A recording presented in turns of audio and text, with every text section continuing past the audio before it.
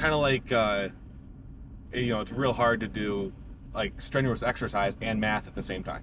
Yeah. Like once you're in that state of uncomfortableness, you kind of have blinders on. I feel like a lot of people just kind of put the blinders on because they're uncomfortable and miss out on the opportunities for growth. And so to me, like what you just described would be the first step.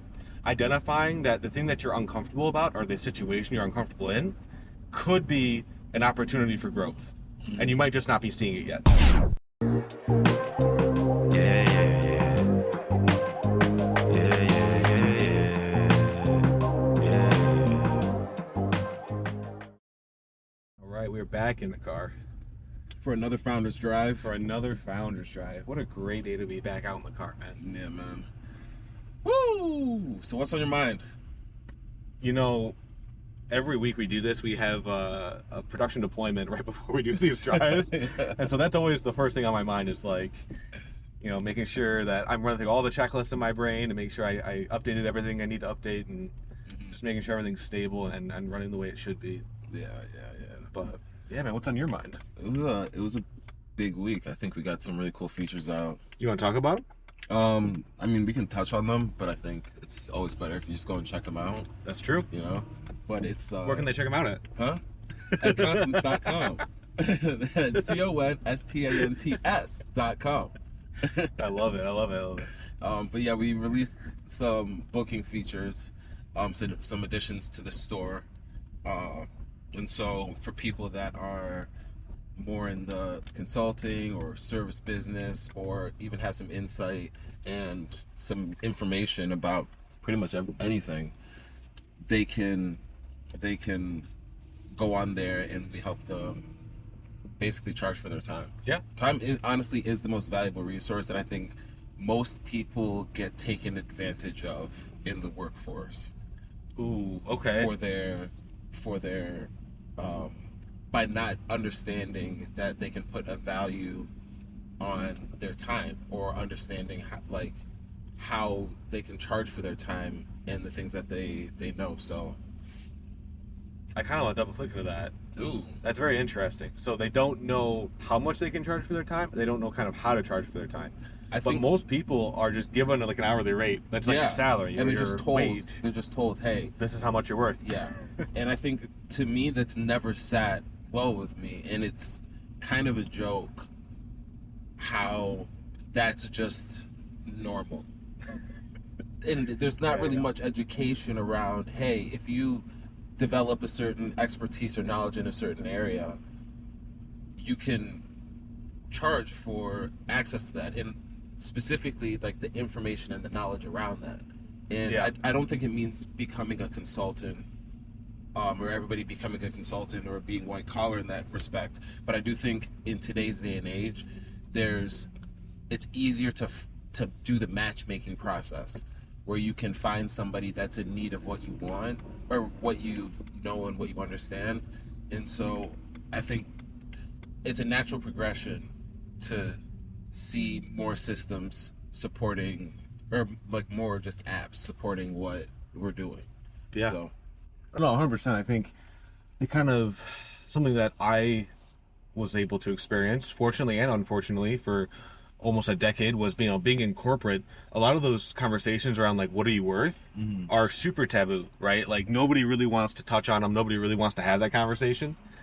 And I think once you're outside of that umbrella of like somebody else is taking care of all these externalities, it really becomes a question for you of like, oh, how much is my time actually worth? Like, how much do I actually value the expertise I have and the time that I'm going to spend on something? It's very interesting too, just because I think it plays into a huge, like, more, I would say, philosophical or I guess social dynamic where people in those situations feel really uncomfortable. Like super uncomfortable, right? Like almost like you're asking like a really personal question. And I think for a lot of people, your pay or your salary is a pretty personal question.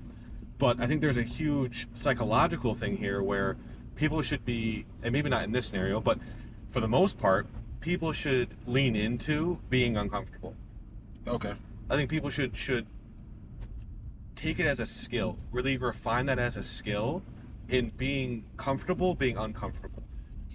This is in the context of the Life. This is in the This context of life. Okay, not I in the just- context of the pay. And No, the but I time feel exchange. it quite heavily there. I feel it quite strongly when I'm in a workplace and people are like, if there is an opportunity to discuss pay, it's really like quiet. Everyone's kind of like reserved. They don't really like speak their minds. And so I feel it really strongly there. But I think this is kind of like psychology that would apply to life, where it's like if things aren't going right or if things are just, you're on kind of like hard times, to lean into that instead of kind of shy away from it. I think there's an interesting question here Okay. that we can explore. There's a couple different angles too. There's the angle of the time work exchange. Yep. There's the angle of leaning into uncomfortable situations that could possibly help you grow and make you better. And then there's the dynamic, and these are things that are coming to mind for me. Then there's the dynamic where I'm in a situation where I'm doing the whole time for money exchange, and I could resolve that, if this is what you're getting at, if I was, or maybe this is an example, if I'm willing to be a little bit more uncomfortable and be a little bit more open about my current situation. Yeah, I think that all kind of ties in, where it kind of depends on your current parameters in life. If you're in a 9 to 5, if you're not in a 9 to 5, if you are trying to make a business work, like the stuff that we're talking about here, I think applies to a lot of different scenarios, but it applies differently. Okay. So where do you want to start? I think just rooting it all in the fact that there's a lot of value to be gained in the places where you feel the most discomfort. I think it's the more general approach of just like wanting to lean in when things are hard that I think is the more important lesson that you can apply to any of the scenarios that are specific to you at that moment. And I guess like I think it's Jocko, the SEAL team leader, where I heard that the line of like anytime somebody comes to him and says, hey, this thing's messed up, or hey, we're having this problem over here, his response is always, awesome, sounds great, let's go figure it out. And I think I've actually done that quite a bit just personally, where I feel like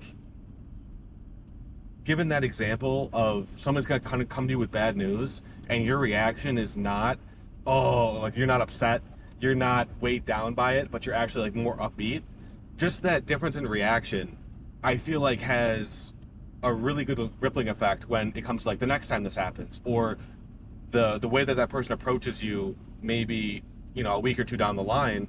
They go, I'd really like to go talk to them again, even though this is bad news. I don't feel as much of a burden with it.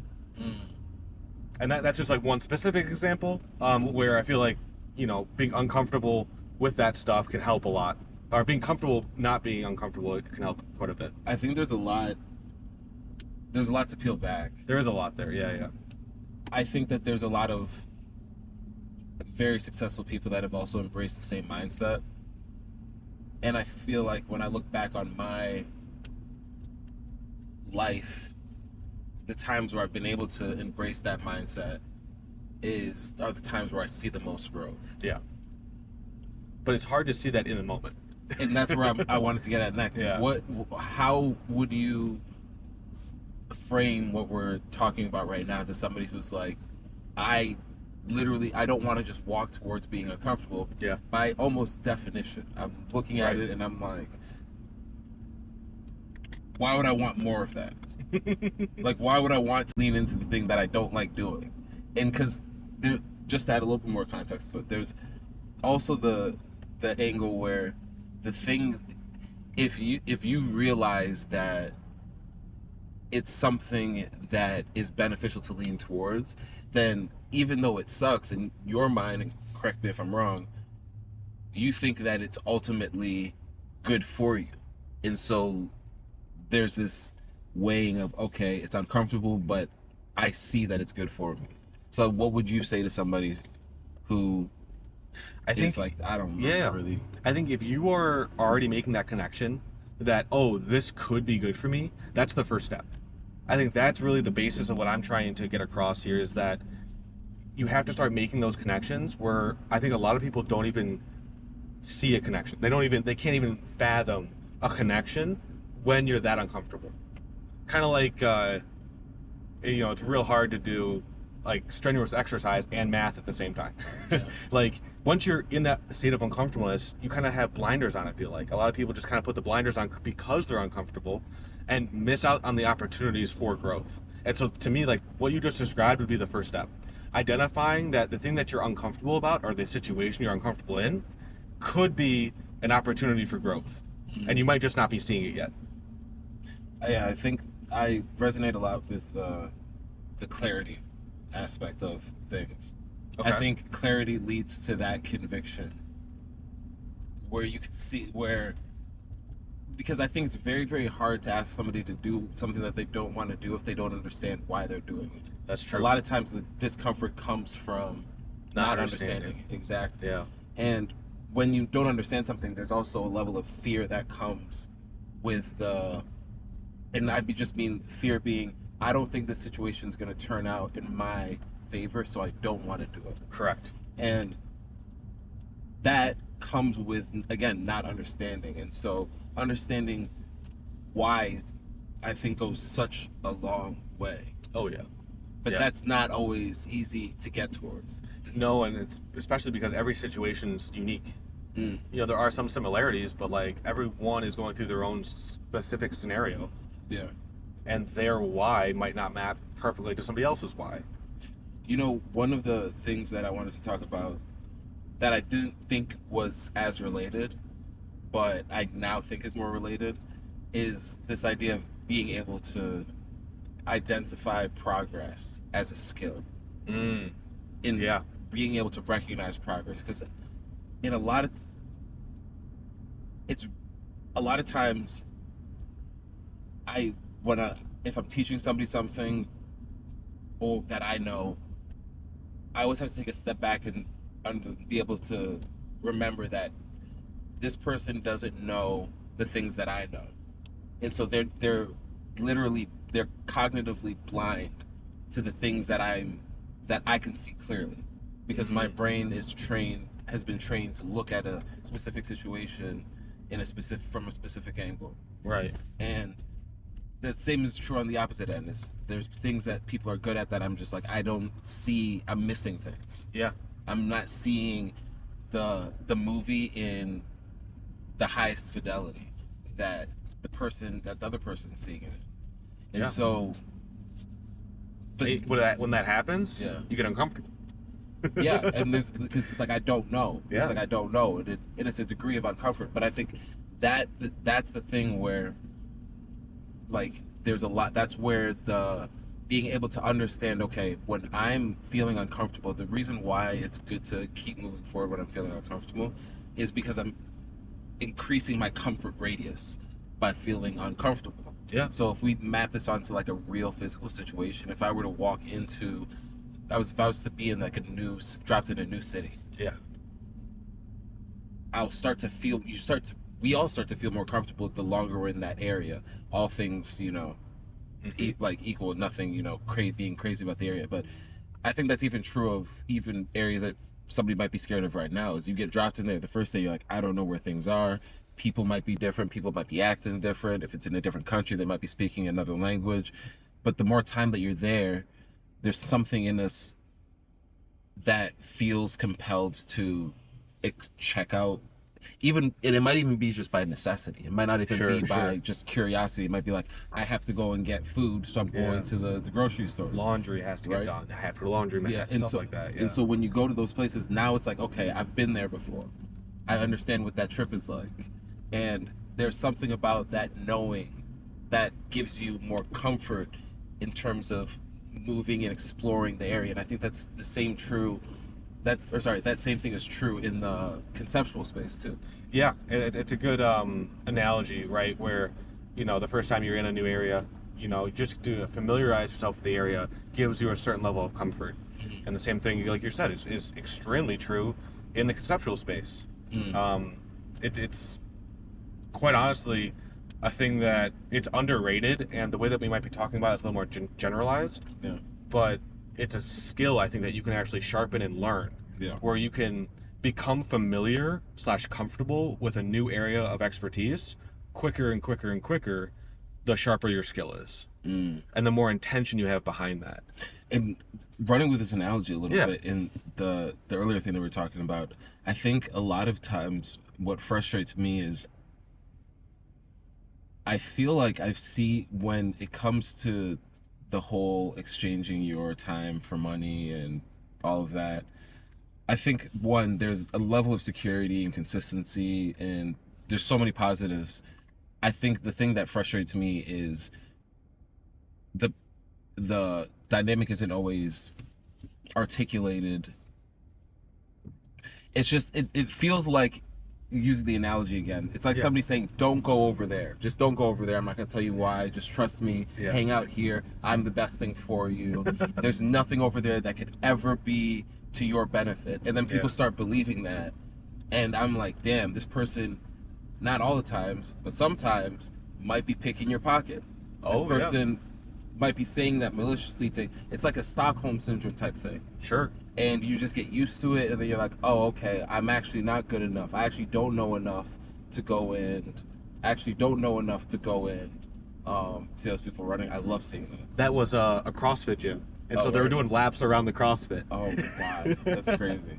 But yeah, it's like you feel like, oh, I don't. And just for context, there were some larger people running, and that's what I was saying when I specifically love it, is because those are people that I see where they're like, I see a better version of myself that I want to bring into this world. Yeah.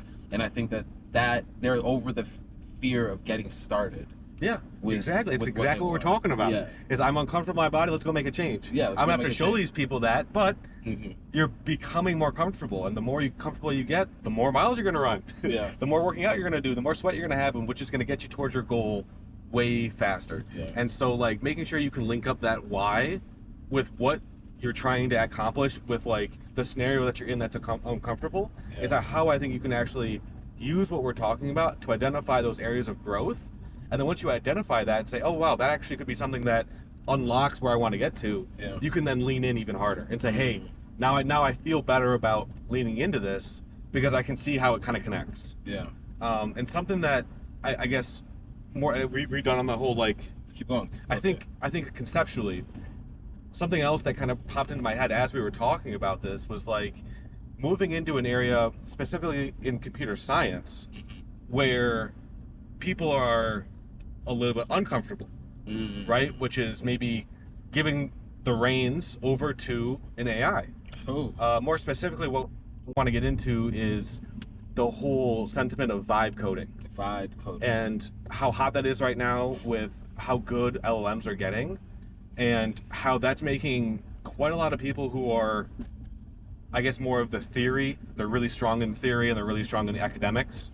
I can see them getting quite uncomfortable online, watching so many people just kind of give the control over to an AI to code.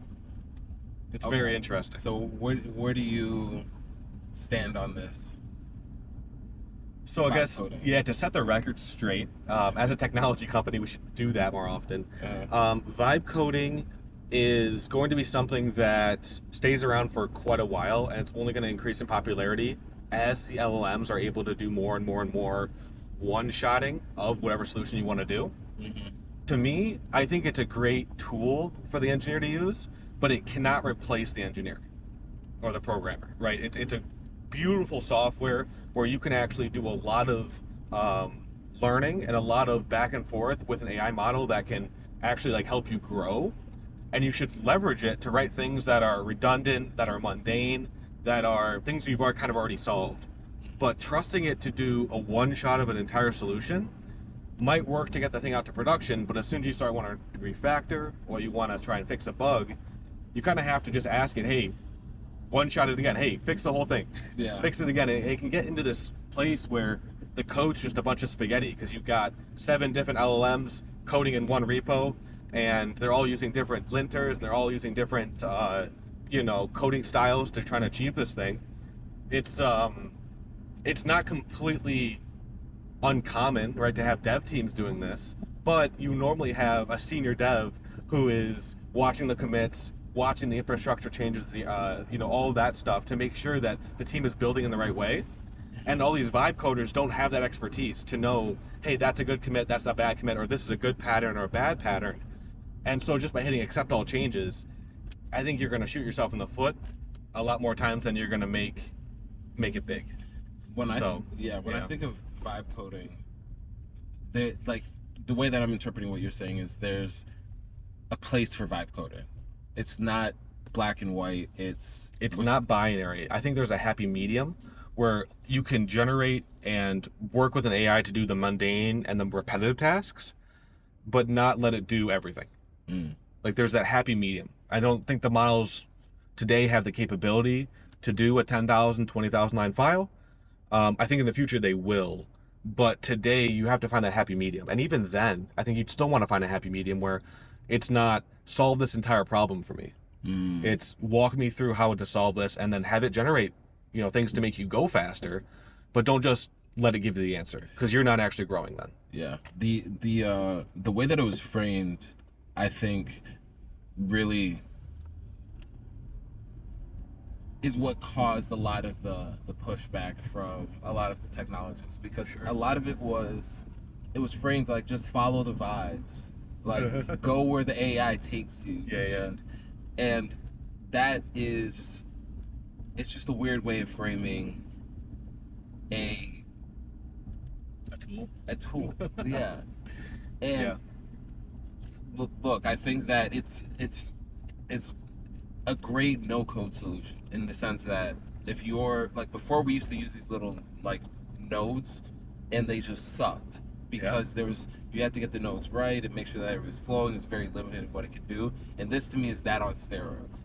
Like I think that there's so much space for, I even hate the term that it was just branded vibe coding. Why do you hate that? It's just weird. It's weird? It's just strange, and it's, I don't know.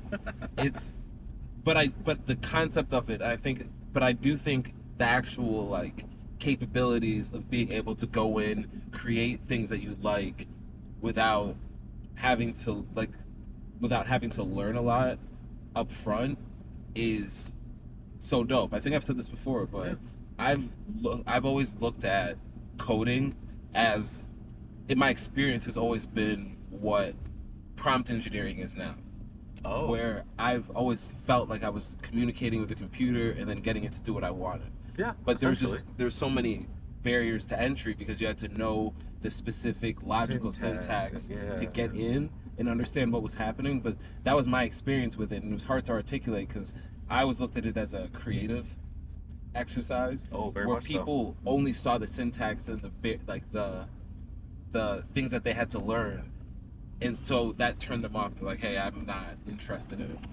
Which, again, is fair, but I also think that now we're seeing how much more people were interested in being able to create with machines, but they just didn't understand even where to start with the work. Yet now that abstraction layer is there where I don't need to learn the syntax. I can just say in natural language, this is what I'd like done. And so there is a really quick feedback loop, especially for prototyping. Like that prototyping of like no code, low code, just get something up quickly. This thing is going to 10x or 100x, probably not 100x, at least 10x the right people that are going to use it as that tool to help them achieve their goals. But I still don't think it's at a spot yet where it can completely replace an engineer. Well, I think there's a couple other things too to consider. The one reason why is that, so I'm of the camp that I don't think programming is a dead space. I don't think software engineering is a dead space. I think if anything it gets a little bit more competitive, but I think people acclimate and adapt really quickly. That's just part of human nature, and so we're going to get, if not already, we're going to get used to this AI programming, natural language programming. We're going to get used to that. And then now we're in a world where, because people are relative, we start thinking, okay, how can I use this to make my life better? There's somebody else that's thinking the same thing. And then it's, okay, well, what can I deliver with this natural language program? Especially for younger generations, where that's the baseline for everybody. Yeah. And so you don't have that advantage of being one of the first movers that adopts it and implements it into what they're doing. There's a kid down the street that grew up with the exact same tools, and now because they've grown up with that, they're thinking about something beyond. It's the ante to play. Right. And so I think knowing your history is very important in any field, because you get one, you can get inspiration from that. Two, you get context for why what you're doing is valuable, so you can utilize the thing that's in front of you even more. And then you could also learn about things that previous people used to do that you can apply to what you're doing in like with the newer technology. Oh yeah. Because technology is a lot of times just about the how you're doing things. Sure. And as technology advances, we come up with better ways of doing the certain things that we're doing to get better results, to remove hassles. And I think ultimately when we look at the vibe coding, there's so much room for, I think what we really should continue to focus on is how the engineers are going to be using the newer technologies. Yeah, which I think is like, it's really just a tool, and so you should put it in your tool belt. You should get good with that tool, but it can't replace the person wearing the tool belt, and it shouldn't. I think, but I am seeing that story being played out more and more and more. So I think as the technology gets better and better, we'll see kind of how this plays out. I know for our products, like, it's coding right alongside me, but it's definitely not taking over control. Well, I have some predictions on this. Okay. Going back to the whole uncomfortable situation, I'm a firm believer that when things are really easy, it can cause a sort of paranoia in you. Okay. Because there's part of the brain that's just like, I don't know if this could be good for forever, or when you lose context of how things can get bad, even if it's not conscious, like, oh, I'm scared of what, how that things can go bad. There's an anxiety and a hesitation to move forward in certain aspects of your life. I think that's true. And I think that hesitation for progress. Yeah, and I think that with this, what we'll see so everybody has access. And the headlines are going to say, now that you can vibe code, you should have a $100 million startup like that. Yeah. And to somebody who hasn't worked through things or seen somebody who understands on an intuitive level how to take advantage of AI programming, of natural language programming, right, is a quick detour.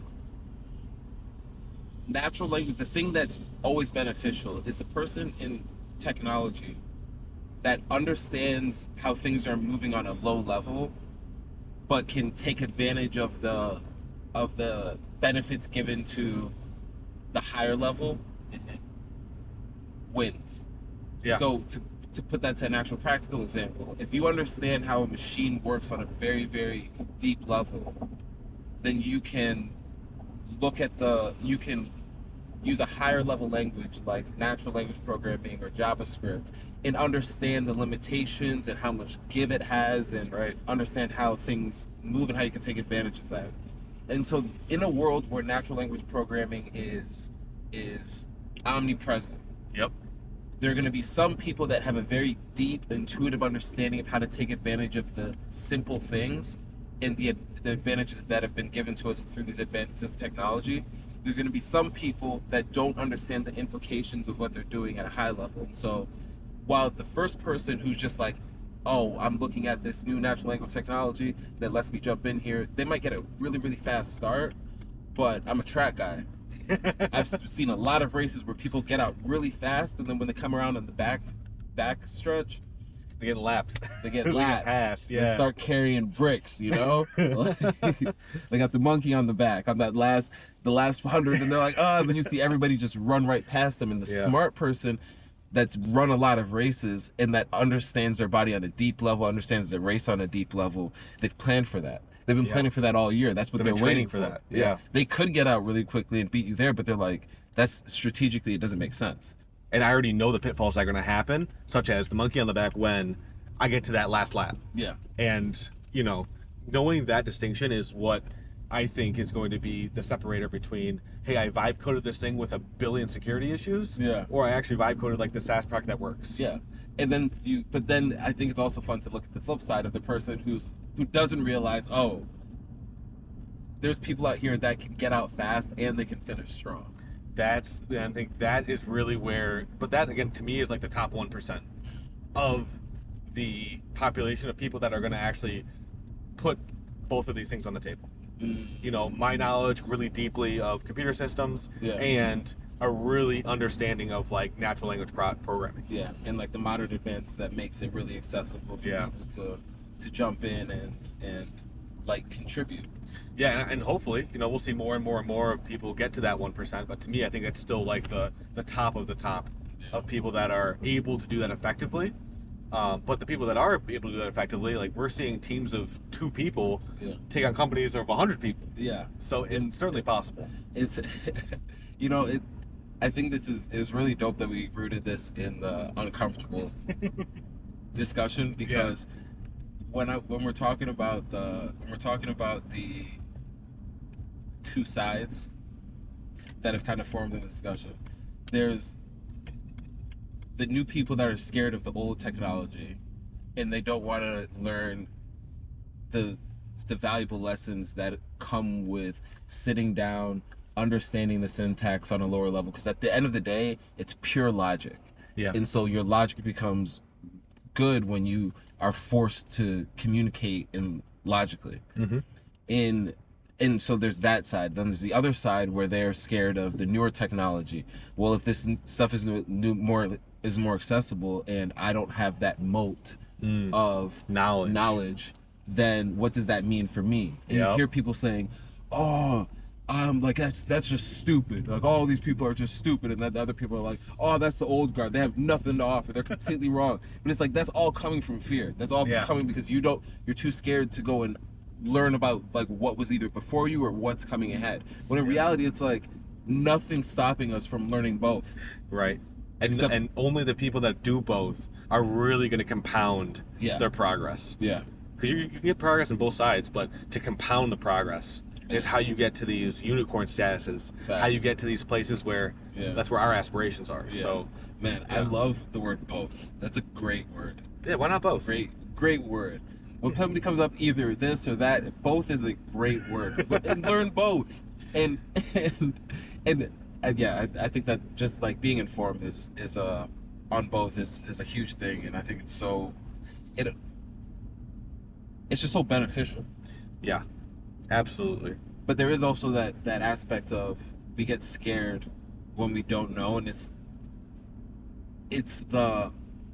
like the brain will tend towards feeling like, okay, I don't have to learn anymore. This is just like I'm in my comfort zone right here. Yeah.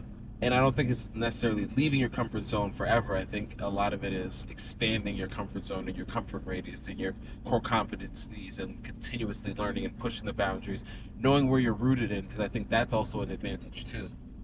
Especially where you're over rooted time. in, and also like why you're doing it. Yeah. Not just doing it aimlessly, because I don't think anything sticks really well that way. Yeah. But understanding the why you're doing it, and then like also using the tool to learn more. Like if you're scared about using natural language LLMs, use those to understand natural language. Like you could also it's a brand new tool that not only helps people who know how to use it get better, the people who don't know how to use it, they can get onboarded pretty quickly. And it's a way that you can actually customize it to yourself.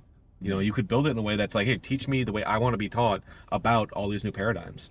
So it's really, really good stuff. And I think you're right. I like how we started this with like being uncomfortable is an important thing to recognize, and you should lean into that to make yourself more comfortable. Yeah. That's it. Yeah. You have to be uncomfortable to get to expand your comfort zone. Yeah. Another thing with programming is just because, and I'll probably speak more at length about this down the road, but the programming I think has been coupled with coding. And because of that, it's created some confusion with a lot of stuff. If anything, programming is actually, as a job, its software has actually expanded. There's more software engineers today than there were 10 years ago. And you might have the same labels for those, but for me, it's programming and engineering. Okay. Coding and engineering. Coding and engineering. Yeah. Programming is, to me, coding.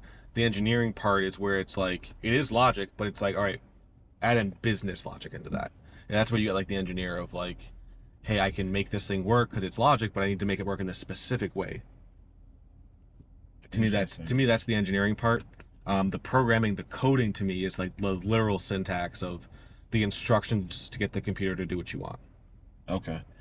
So you look at coding and programming as the same.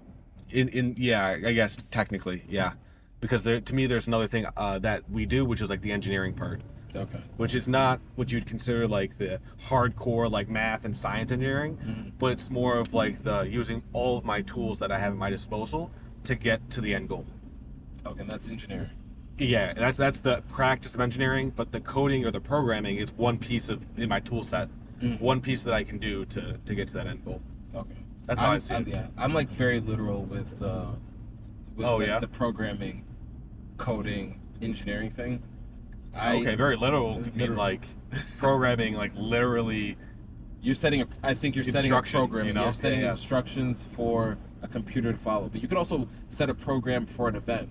True. Where, hey, this is a program. We're going to start with this. We're going to start with that. We're going to start with this, and then this is how we're going to end. Gotcha. And then coding to me is the specific language in syntax that you're communicating that program to. Gotcha. And like the level that you're communicating to. And then engineering is the more, I think, encompassing thing, which we are both on, where it's like you're building, you're designing, you're setting different programs. Exactly. It's the interweaving of multiple programs or multiple codings. Yeah. And so engineering, I don't think goes away. I think it expands. Programming has become more accessible because it's eliminated the need. Well, not eliminated. It's reduced the need for understanding syntax and code to that's ridiculous. Right. Understanding syntax and code to actually achieve an engineering goal. Yeah. Yep. And I think some people have slightly different versions of those, but to me, the engineering is like the weaving of all of that stuff together to get you to that final product, and that's the most important thing. Yeah. You can get really, really, really good at some of those individual tools, but until you can kind of paint the entire canvas, you're not going to be able to sell your art. Yeah, and to extend off that even a little bit more with the state of the practice of engineering. Yeah, is there's always going to be somebody who's responsible for how the machines work until, I don't know if we even get here, but until they are clearly more capable than us. Yeah. And when that point comes, then they'll be the engineers. They'll be the human engineers. True. And and they'll be like, okay, how do we get these things to do what we want? Yeah. How do we program them to do what we want? And they'll be asking that question. But there's always going to be the practice of engineering and the responsibility of, okay, if we have multiple AI systems, how do we actually have it be used to our benefit? Yeah. How do we actually, like, instead of being worried about how the future's going to be all AI or you know how the person down the street's using them and they're not ethical, it's like, no, you should be leaning into these things. It's kind of interesting because I don't know if this is done intentionally or if this is done just kind of as a byproduct, because when they do say that all the code is going to be written by AI, given the way that I was viewing it before, there's truth in that. I don't think people are going to be doing as much hands-on keyboard coding, but programming is going to be more expansive because the barrier isn't there. Yes, correct. The barrier to entry is not there, but it also calls back to something that you were talking about a little bit before. Knowing your history is super important in any subject. We've been generating code since the 60s and 70s. Like, my compiler is a generator. My compiler takes my high-level abstracted code and writes it into assembly code where the machine can actually understand it. You know, where it's like, okay, and then that even gets translated to bits. Mm-hmm. You know, Yeah. binary. So it's like, we've been doing this for a long time. It's just another layer of abstraction, Yeah. which, you know, like you said, lets people get into the space very easily, and then the people that actually know what they're doing lets them accelerate even faster. Yeah. Yeah. But yeah, like generating code isn't necessarily new, right? Like every single compiled language on the planet has generated code Yeah. every time it runs, and we've been doing that for decades and decades. Yeah. So Because ultimately, it's yeah. an abstraction of ones and zeros. And Yes. nobody's going in there and punching in all those ones and zeros. to, like my forefathers did. Right. Yeah, that's so interesting. There's also, I think, there's also a parallel with music generation, where I think it's easier to generate music now. Same thing with images and video, which is a very ethical conversation, moral and ethical conversation that people are having now, which is, you know, can I use that? Yeah, I that's actually something that's still kind of strange. And we'll be putting out a behind the scenes episode on specifically the creative generations, so you guys check that out. Ooh. But yeah, I mean, you can still use it. Yeah, it's a strange place. There are some artists that are embracing the modern space of generating content. There's a lot of people that are very fearful because they don't know what it means for them. When you have somebody who can just generate something that is influenced by your creation. Right. But I think also, this is again me, but I am starting to value seeing a person create something and generate something That's interesting. more than I don't not value the newer stuff and the stuff that's generated. I've listened and I've seen some really cool stuff, but if it's one or the other, I'm really impressed by somebody who, if you take away that tool, they can still do something that's amazing. Yeah. And that's something that I think is going to become even more and more valued. I think so too. And it's going to be very interesting to see not only how is it valued, but then how does that value represent itself? How are these people getting paid? How are they getting their commissions? Is their art being used to generate AI generated art? And then how do you value that person then? So it's a question that we're continuing to ask, like even in industry, right? Where it's like, how do we see this thing going forward? But regardless of that, like, we should lean into this tool that helps people maybe get to their new insight quicker using AGI or generated images, I should say. But yeah, it's gonna be very interesting to see how that kind of plays out and how that changes the moat that people think they have. Yeah. Very cool stuff. Maybe we get into it next time. Oh, we absolutely will. Cool. Like, comment, subscribe. It was great seeing you guys in this video. Yep. See you in the next one. Peace out. Peace.